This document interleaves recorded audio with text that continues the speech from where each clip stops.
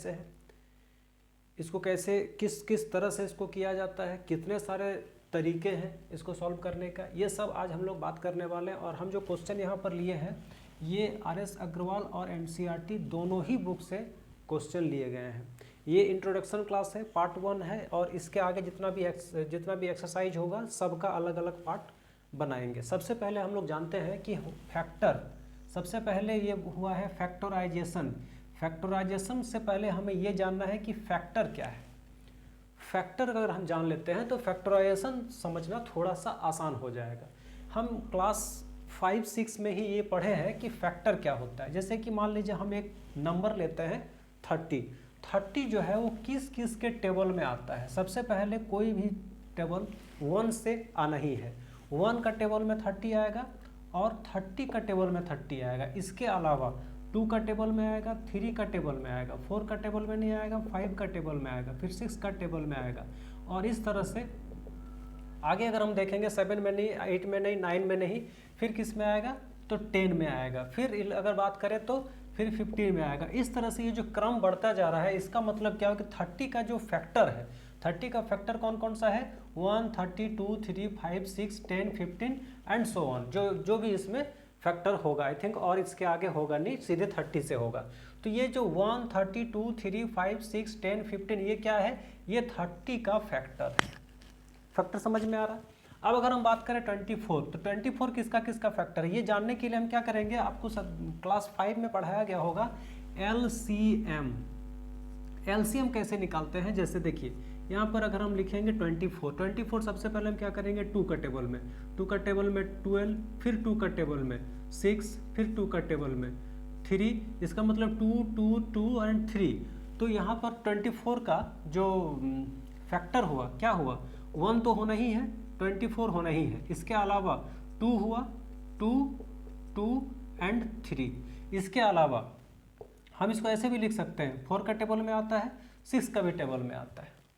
तो 24 जो है वो किसका किसका टेबल में आता है, तो 1 का टेबल में, 24 का टेबल में, 2 का टेबल में, और 3 का टेबल में, 4 का टेबल में, 6 का टेबल में। इसका मतलब ये जो है ये सारा नंबर 24 का फैक्टर है। फैक्टर समझ में आ रहा। अगर हम बात करें 36 का फैक्टर क्या होगा, 1 होगा, 36 होगा, 4 होगा, 9 होगा, 6 होगा, 3 होगा। तो ये जो हम लिख रहे हैं ये क्या है, ये नंबर का फैक्टर है। लेकिन अगर हम बात करें नंबर के अलावा, अगर हम बात करें 12a² b² का फैक्टर क्या होगा, तो ये जो 12a² b² का जो फैक्टर का बात हो रहा है, इसको हम लोग क्या बोलते हैं, एल्जेब्राइक एक्सप्रेशन का फैक्टर। एल्जेब्राइक एक्सप्रेशन का फैक्टर हम लोग जब पढ़ेंगे तो इसको हम लोग एक अलग नाम देते हैं, जिसको हम लोग बोलते हैं इरिड्यूसिबल, जो प्राइम फैक्टर के जगह में यूज होता है।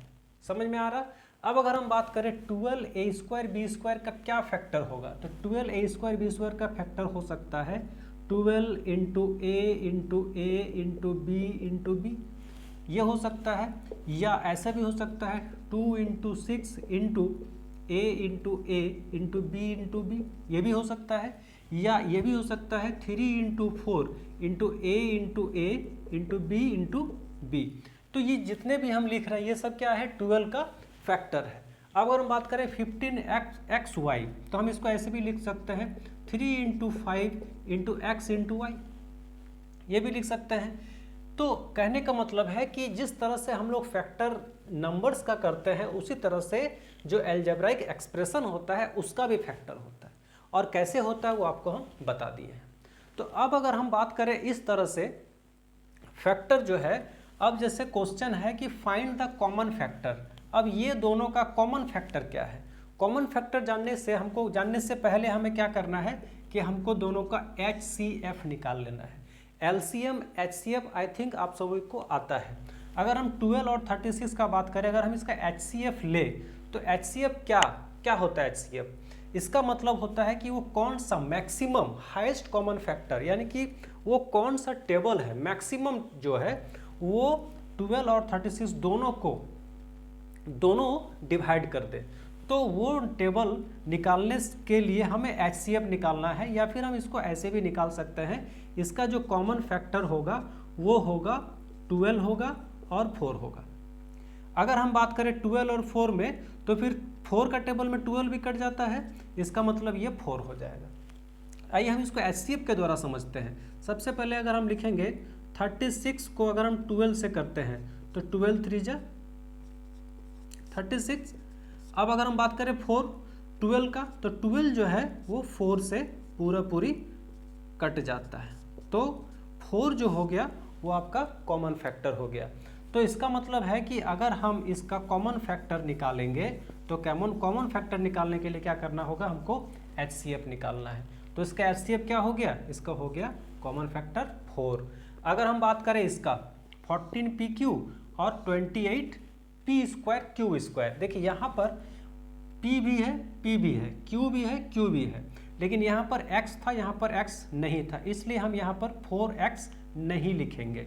अगर यहाँ पर भी X होता तो फिर यहाँ X हो जाता, क्योंकि वो दोनों जगह अगर X रहेगा तो वो कॉमन फैक्टर में X भी ऐड हो जाएगा। अगर हम बात करें यहाँ पर 14 और 28 का, तो ऐसा कौन सा टेबल है जिसमें दोनों कट जाए पूरी तरह से, तो वो है 7। अब यहाँ P है, यहाँ पर भी P है, तो एक P लेंगे कॉमन, और यहाँ पर भी Q है, यहाँ पर भी Q है, तो यहाँ पर एक Q ले लेंगे। समझ में आ रहा? तो ये इसका कॉमन फैक्टर हो गया। अब अगर हम बात करें इस सवाल को, फैक्टराइज द फॉलोइंग एक्सप्रेशन। अब यहाँ पर क्या है, 7x माइनस 42। 7x माइनस 42 को हम कैसे सॉल्व करेंगे? सबसे पहले हम 7 और 42 का अगर हम कॉमन फैक्टर निकालेंगे तो कॉमन फैक्टर क्या हो जाएगा, कॉमन फैक्टर हो जाएगा 7। ठीक है, अब हम यहाँ पर इस तरह से अगर इसको हम फैक्टराइज करते हैं तो यहाँ पर क्या हो जाएगा, यहाँ पर हो जाएगा x, क्योंकि 7 इंटू एक्स करेंगे तो 7x हो जाएगा। यहाँ पर माइनस का साइन, यहाँ पर माइनस साइन, 42 है यहाँ पर। 7 का टेबल में 42 कितना बार में, 7 का टेबल में 42 6 टाइम्स, तो इसका मतलब यही आपका आंसर हो गया, 7 इंटू एक्स माइनस 6। ठीक है, ये कैसे हुआ? सबसे पहले हम कॉमन फैक्टर निकालें। 7 और 42 को कॉमन फैक्टर 7 होता है, और 7 को हम इस तरह से, अगर आप इसको, अगर ये जो एक्सप्रेशन है, इस एक्सप्रेशन को अगर आप टर्न करना चाहें तो फिर इसी टर्म में आएगा। अगर आ रहा है इसका मतलब आपका सही है। मतलब इसको हम ऐसे भी मान सकते हैं कि ये आपका LHS है और ये आपका RHS है। RHS भी LHS बना सकते हैं, टर्न कर सकते हैं। कैसे टर्न कर सकते हैं? 7 को x से मल्टीप्लाई करेंगे तो क्या हो जाएगा, 7x हो जाएगा, माइनस का साइन, यहाँ पर 7 4 जा 42। यानी कि देखिए जो RHS है वही आपका LHS है, और जो LHS है वही आपका RHS है। तो इस तरह से ये प्रूव हो गया। आ रहा समझ में? आगे देखिए यहाँ पर क्या है, 10a² 15b² 20c²। सबसे पहले हम इसका कॉमन फैक्टर निकालेंगे। कॉमन फैक्टर निकालने के लिए क्या करना पड़ेगा? ऐसा कौन सा टेबल है जो तीनों को पूरी तरह से काटता है? तो आई थिंक वो नंबर है 5। ठीक है, 5। तो अब हम क्या करेंगे, 5। अब यहाँ पर है 10a², तो हम यहाँ पर क्या कर देंगे, 2a²। क्यों? क्योंकि 5 2 जा 10 और a², यहाँ पर है माइनस का साइन, यहाँ पर माइनस का साइन, यहाँ पर है 15b²। 5 का टेबल में 15 कितना बार में, 3 बार में, b² एज इट इज, यहाँ पर ही प्लस 20, 5 का टेबल में 20 कितना बार में, 4, c² as it is, bracket बंद। यही आपका आंसर। इतना आसान है, समझ में आ रहा? अब यहाँ पर देखिए एक सवाल है, a² प्लस 8a प्लस 16। अब यहाँ पर हमको दिख रहा है a² और यहाँ पर दिख रहा है 16। तो हम इसको क्या कर सकते हैं कि यहाँ पर ये किसी का, अगर हम इसको किसी का स्क्वायर बना देते हैं तो हम यहाँ पर a² और यहाँ पर हो जाएगा b²। तो यहाँ पर एक आइडेंटिटी हम लगा सकते हैं। आइडेंटिटी क्या है? आइडेंटिटी है a² plus 2ab plus b²। ये अगर हम आइडेंटिटी यहाँ पर यूज करते हैं तो ये सवाल बहुत ही इजीली सॉल्व हो जाएगा, क्योंकि हमारे पास a² पहले से है, b² पहले से है, 8a को हमको 2ab के तरह से पुटअप करना होगा। तो हम क्या करेंगे, a² प्लस b² को हम सॉल्व कर लेते हैं। तो b² क्या करेंगे, 4 का होल स्क्वायर, क्योंकि 4 4 जा 16 हो जाता है, यानी कि हमको b मिल गया और a मिला हुआ है। तो हम इसको कर सकते हैं 2 इंटू a इंटू 4। तो हम इसको अगर सॉल्व करते हैं, a² का a² plus 2 into a into 4, 2 4 जा 8 a प्लस 4 4 जा 16, ये सॉल्व हो गया। अब हमको पता है a square plus 2ab plus b square क्या होता है ए प्लस बी का होल स्क्वायर होता है। ठीक है, ए प्लस बी का होल स्क्वायर होता है। हमारे पास